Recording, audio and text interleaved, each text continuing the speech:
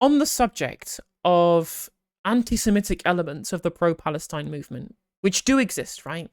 Don't try and tell me that they don't exist, because they're there. They're not a majority. They're not even like a large, substantial amount of these people.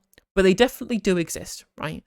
And the more they exist, the more they undermine our movement. I think that's what I want people to take away from this next segment, is that any anti-Semitic elements of the pro-Palestine movement damage what we want.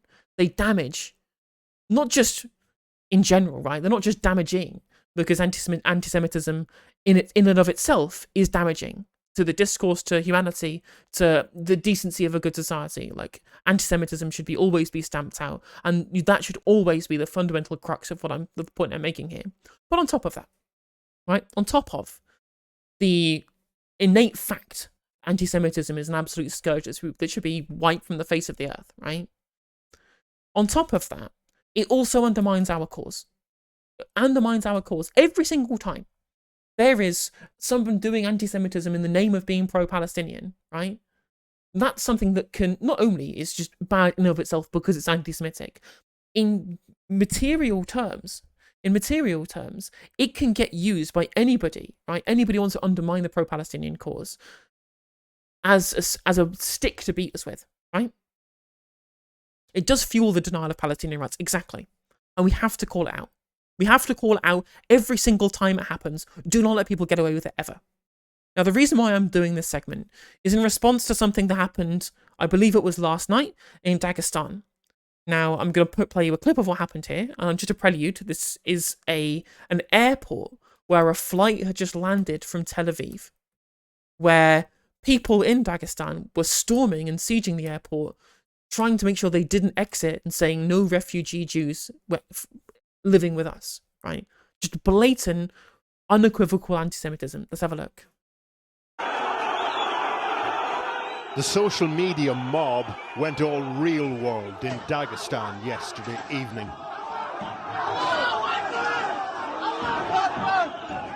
A crowd of hundreds stormed the airport in the capital city, Makhachkala, at around 7 p.m.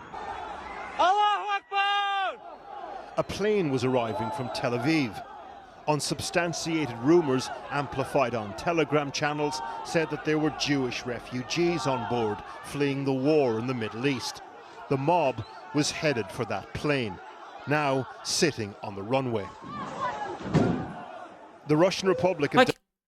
If you're a Jewish person watching this anywhere in the world, you're terrified, right? You're scared that can happen to you. And these people, right? I don't know whether they're being anti-Semitic, just in general because anti-Semites, or whether they're doing it because they think they're being pro-Palestinian. And believe you me, if you do this, if you believe that this is the correct thing to do, you are not pro-Palestine. Not in any sense of the word. You are not my friend. You are not my comrade in any sense of the word. And you should never believe that you are if you think that anything like this is okay, right? I don't think anybody does if you've been watching my content to this point, right? But just in case you do think this is okay, please unsubscribe from my channel. I do not want your views. I do not want your content. If you think that anything that's being done here is in any way acceptable, because this is absolutely outrageous. It's disgusting, right? Absolutely vile, right? I mean, to be fair, there's plenty of a history of anti-Semitism in that area, if we look back at the history of the Soviet Union, for example. But even so, right? At a time of heightened tensions between Israel and Palestine, and this conflation, right? This global conflation, which I am desperate for everybody to hear, this global conflation of the international Jewish community, or Jews in general, or even the citizens of Israel themselves, with the actions of the state of Israel, these conflations of these disparate things, right, has to stop, right? Because people on both sides of the argument do it, right? People who think that all Jewish people are represented by the state of Israel, and that's why, Israel is just the homeland for Jewish people for all over, and they have to go there. They have to see their birthright, whatever, right? Fucking neoliberalism. All this, it goes hand in hand. But obviously not in the same level of damage, because there's more damage being done by people who use the actions of the state of Israel to hate all Jewish people across the world, right? They're obviously worse in what they're doing. But this single point, this single equivocation between the global Jewish community, or Jews in general as an ethnicity, and the state of Israel, this leads to everything being all of these things happening, right? And we have to stop doing it. We cannot let this rhetoric continue, right? It's just like when people both on left and right said, oh, actually, Keir Starmer's changed his position on Israel because his wife is Jewish. No, stop it. Don't do this. It's wrong, right? Minorities are never a monolith. Israel has never represented the global Jewish community and never will do, right? It will represent its own government and potentially its own citizens who support the actions of its government as well. That's it. That's the only equivocation that you can draw. And when things like this will lead to the position where we have the actions that's happening in Dagestan, right? It's over, right? This has to be called out. And whilst everything that's happening in a country far removed from us can be outwardly condemned, it's easy. It's easy for me to look at what's happening in Dagestan and outwardly condemn it. Very easy to look and say, this is terrible, this is bad, right? But what we can do on top of that is also call it out when it happens on our streets as well. It can also happen when it happens on our streets as well. It happened in Turkey. It happened in Turkey where people were saying things like their cafes were no Jews allowed, right? We need to call that out, right? When we see people on our streets, on our protests, being anti-Semitic around us, which has happened. We've seen the videos, they've been shared, right? As soon as one person on our protest marches out of 500,000, once one of these people can be filmed being anti-Semitic, it's done, it's over, right? That single clip can be used entirely to undermine the entire movement. It has to get called out, right?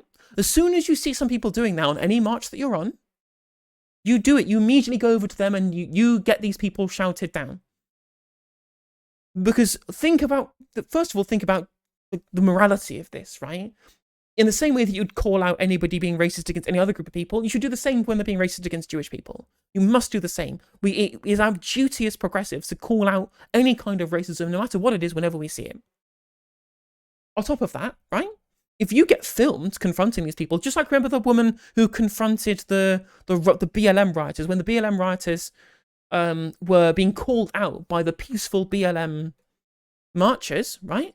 That was a point that we could use to say, look, no, we do not recognize the people who are using this as an excuse to do arson, right? To do looting. We don't recognize them as being part of this movement because there's clear evidence everybody's seen, knowing that they do not represent us. And we have to do it every single time. We cannot let, as Valhalla Video points out, we cannot let Nazis infiltrate our protests. We cannot let them do it. But anytime they try and say, I can't believe, there's the meme that was shared where the leftists were saying free Palestine, and the Nazis come along and say, oh, I'm glad you agree with us, the Jews are to blame. No. These people are also our enemies. They will always be our enemies. And whilst there are powers beyond our control, like what Western foreign policy dictates should happen about what the existence of the state of Israel, right? None of these are there to be a representative of Jewish people as a whole. Because we can go to people when they say to us, you're on a 500,000 person hate march. We can say, no, look, here is the footage you can see. People being anti-Semitic in front of us, and these people are not allowed to stand with us, right? They are not allowed to be part of this movement. Not just, again, as I mentioned, for the overall good of us stamping out anti-Semitism wherever it happens, right? But on top of that, for the specific reason that it undermines our movement as well. You cannot be pro-Palestine and be anti-Semitic. Because you know where that leads. You know where that leads. Not just down the road of being morally compromised as it is, because anti-Semitism is completely indefensible, but it also makes your free Palestinian state less likely to happen.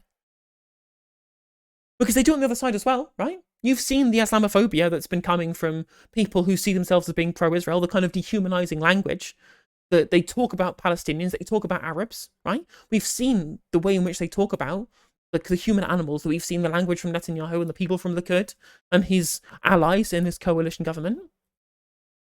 Like, we've seen that. We've seen the language, the dehumanizing language that they use about Arabs. And I'm sure that there are plenty of people who see themselves as pro-Israel, people who have fundamental ideological disagreements with, right? Who I think have issues with their moral compass. But at least there are plenty of people who are pro-Israel, right? Who will still look at people being Islamophobic in their name, being anti-Arab, being anti-Palestinian in their name, and understanding how that cheapens and denigrates and degrades their movement as well. This is not a religious conflict. This is not a religious issue. This isn't even necessarily an ethnic issue, right? It's about the morality of the issues of the conflict and the issues of the occupation, the people themselves as groups who are being occupied and who are the occupiers. Those are the people who matter, the people doing the occupying and people being occupied, regardless of their faith, regardless of their nationality, and indeed regardless of their ethnicity, right? The material interest that we have here is ending the occupation, ending the blockade, creating a free Palestine. And conflating the actions of Benjamin Netanyahu and all of his little clowns in his coalition government from the right to the far right, trying to use the international Jewish community as a scapegoat to beat these people with, is not on. It's not just foolish, it's also repugnant. It's also downright disgusting. And if you believe that, I don't want you to be part of my movement. It will not in my name, right? Not in my name, chat, will we allow anti-Semitism to undermine Palestinian cause.